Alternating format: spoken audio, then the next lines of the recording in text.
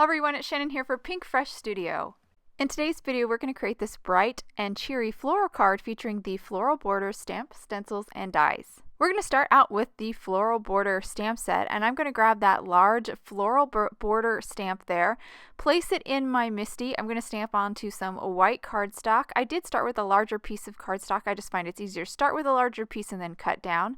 I'm going to do some heat embossing, so I applied some anti-static powder, and now I'm going to ink up my stamp in Versamark ink, which is an embossing and watermark ink. Use my tool here to kind of press it all over and get a good impression, and I do ink it up a second time and then stamp again, just to make sure I got plenty of that ink down onto the paper and we get a good amount of the powder sticking to our stamped image. I'm going to gold heat emboss this, so I'm pouring on some gold embossing powder. My paper is a little bit big, so I'm using a little scrap piece to help me kind of scoop up the embossing powder and pour it over my floral border.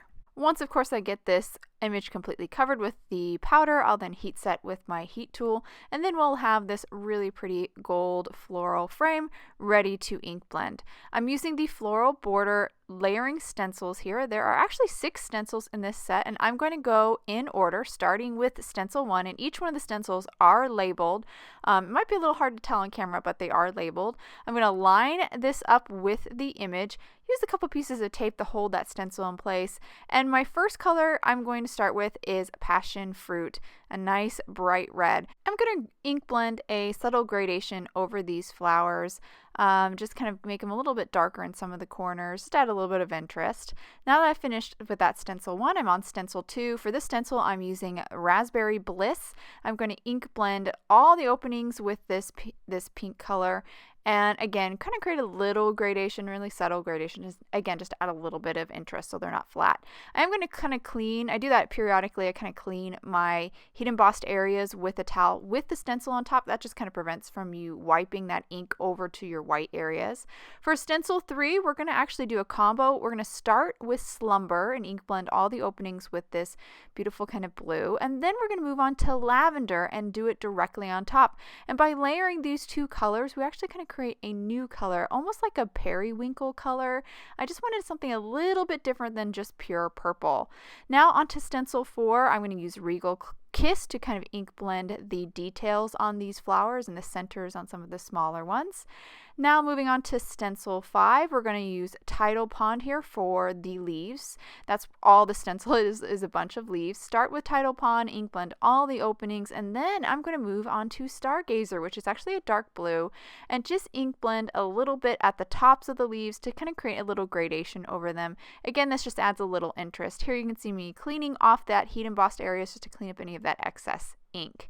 Now moving on to stencil 6, the last stencil, I'm going to ink blend all the centers with Marigold, and then I will move on to Passion Fruit, which is the red I used at the very beginning, and just add a little bit of that red to the edges just to kind of create a gradation over that center, and again just adds a little bit more interest. And here's my finished floral frame.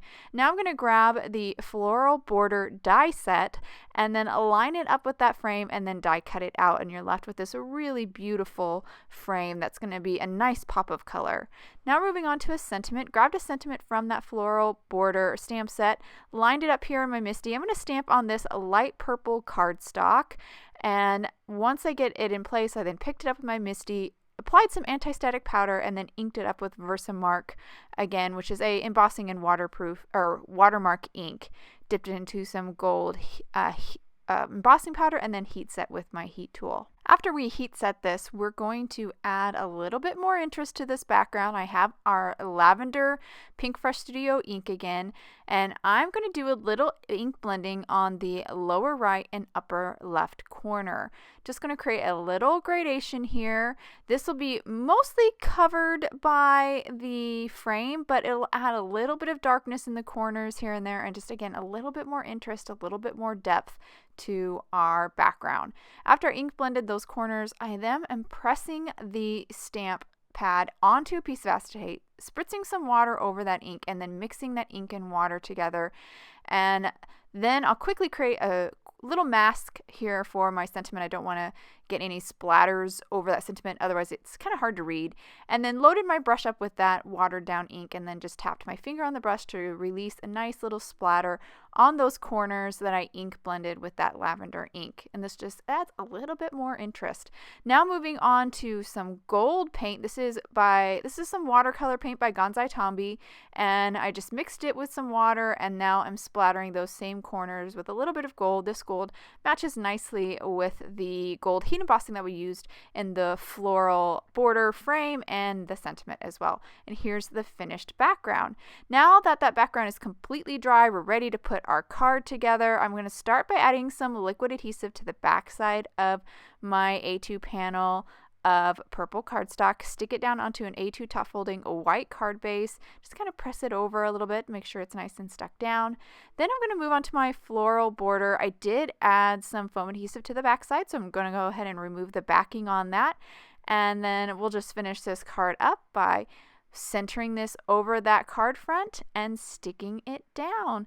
And this is just the perfect complement, I think, to that light purple background, this nice pop of color, and of course the subtle details with the ink blending and the splatters really do add.